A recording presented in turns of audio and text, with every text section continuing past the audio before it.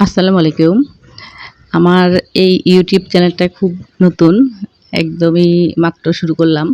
তো আমি কিন্তু আসলে রান্নাবান্না খুব বেশি পারি বা একদম খুব ভালো রাঁধুনি তাও কিন্তু না। আমি টুকিটাকি এটা সেটা দিব।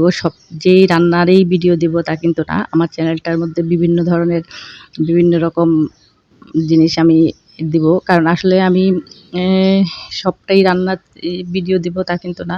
যেহেতু আমি নতুনভাবে কাজ শুরু করেছি, যার জন্যে আমি আসলে অনেকটা বুঝিও না। তো আপনাদের যদি আমার ভিডিওগুলো ভালো লাগে তাহলে প্লিজ একটা সাবস্ক্রাইব করবেন, একটা লাইক করে দিয়ে যাবেন।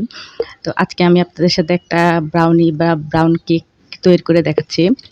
এই ব্রাউন কেকটা আসলে তৈরি করতে যে খুব বেশি ঝামেলা বা খুব বেশি কষ্ট তা কিন্তু না। খুব সহজে আপনি বাসায় এই জিনিসটা তৈরি করে ফেলতে পারেন। আমি এটার জন্য ১ম এ কড়াইয়ে একটু ঘি দিয়ে তার মধ্যে কিছুটা বাদাম, কিশমিশ ভেজে নিয়েছি। ভেজে তারপর এটা তুলে রেখেছি। তারপরে আমি এখানে ২ কাপ পরিমাণ গুঁড়ো দুধ, আমি এখানে হাফ ক্রিম নিয়েছি, আপনারা ফুল ক্রিম গুঁড়ো দুধও দিতে পারেন। দিয়ে সেই ঘিয়ের মধ্যে আমি গুঁড়ো দুধটাকে খুব ভালো করে ভেজে নিচ্ছি। আমি ততক্ষণ পর্যন্ত এটা ভাজবো যতক্ষণ এটা না একটু ব্রাউন কালার হয়ে যায়। তো এটা আমি একদম দুধের গুঁড়াটা দিয়েই করতেছি। আপনারা চাইলে এখানে ময়দা এড করতে পারেন কিন্তু আমি দিব না। আমি শুধু গুঁড়ো দুধটা দিয়েই করব। তো আমি এটাকে খুব ভালো করে ভেজে নিচ্ছি গুঁড়ো দুধটাকে। এটা যতক্ষণ পর্যন্ত আমার সেই কালারটা না আসতেছে। আর এটা যখন আপনারা ভাজবেন চুলার হিটটা একদম লো ফ্লেমে করে দিয়ে ভাজবেন।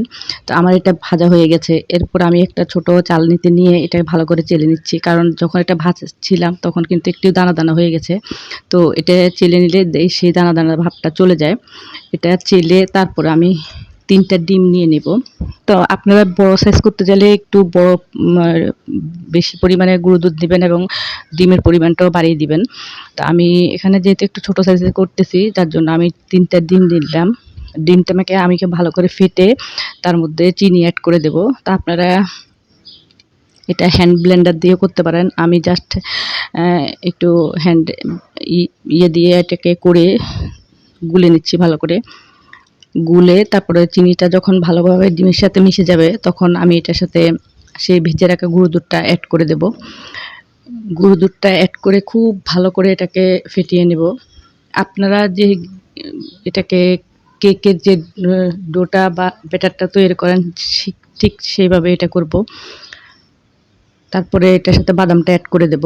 আমি এখানে কোনো বেকিং পাউডার, কর্নফ্লাওয়ার কোনো ধরনের কোনো কিছুই এড করতেছি না। আমি জাস্ট ডিম আর গুঁড়ো দুধটাই দিচ্ছি। দিয়ে এটাকে ভালো করে মিক্স করে তারপর আমি একটা টিফিন ক্যারি কৌটোতে করে এটা চুলায় বসিয়ে দেব। আমি এটা যেহেতু চুলায় করতেছি যার জন্য আমি আপনাদের সাথে চুলার প্রসেসটাই দেখাচ্ছি। আর আপনারা যদি এটা মাইক্রো ওভেনে করেন তাহলে মাইক্রো ওভেনে করতে পারেন। তো আমি এটা ভালো করে ব্যাটারটা তৈরি করে টিফিন ক্যারির কৌটোতে করে তারপরে আমি সেটা চুলায় বসিয়ে দেব। চুলায় যখন আপনি করবেন আপনার ৩০ থেকে ৩৫ মিনিট লাগবে। আমি চুলার উপরে আগে থেকে একটা পাতিল বসিয়ে এটাকে ফ্রি হিট করে রেখেছি। তার মধ্যে একটা স্ট্যান্ড বসিয়ে তারপরে আমি টিফিন ক্যারির কৌটোটা এটাকে বসিয়ে এটা ঢাকনা দিয়ে দিব। আমি যেই ঢাকনাটা দিব ঢাকনার মধ্যে একটা কাপড় পেঁচিয়ে দিব যাতে এটা যখন একটু ভাপে এটা পানি হবে সেই পানিটা যাতে কাপড়ের মধ্যে লাগে, আমার কেকটার মধ্যে যাতে কোনো পরিমাণ পানি না বসে আরকি। এজন্যই আমি ওইভাবে দিব। তো আপনারা আমার ব্যাটারটা তৈরি দেখে গেলেন। এখন আমি এটা জাস্ট চুলায় বসিয়ে দিয়ে ৩৫ থেকে ৩০ মিনিট পর্যন্ত অপেক্ষা করব। তারপরে আমার ব্রাউনিটা তৈরি হয়ে যাবে। ব্রাউনিটা যখন তৈরি হয়ে যাবে আপনাকে দেখাচ্ছি যে কি পরিমাণ হচ্ছে। আর চুলায় যে বসালাম সেই প্রসেসটাও আপনাদেরকে দেখালাম যে কিভাবে বসালাম। তো আমার এই ব্রাউনিটা আপনারা বাচ্চাদেরকে করে দিতে পারেন। বাজার থেকে কিনে খাওয়ার চেয়ে বাসায় তৈরি করে দেওয়াটাই খুব ভালো আমার মনে হয়। দেখুন আমার এটা হয়ে গেছে এবং এটা খুব টেস্টি, খেতে খুব ভালো লাগে।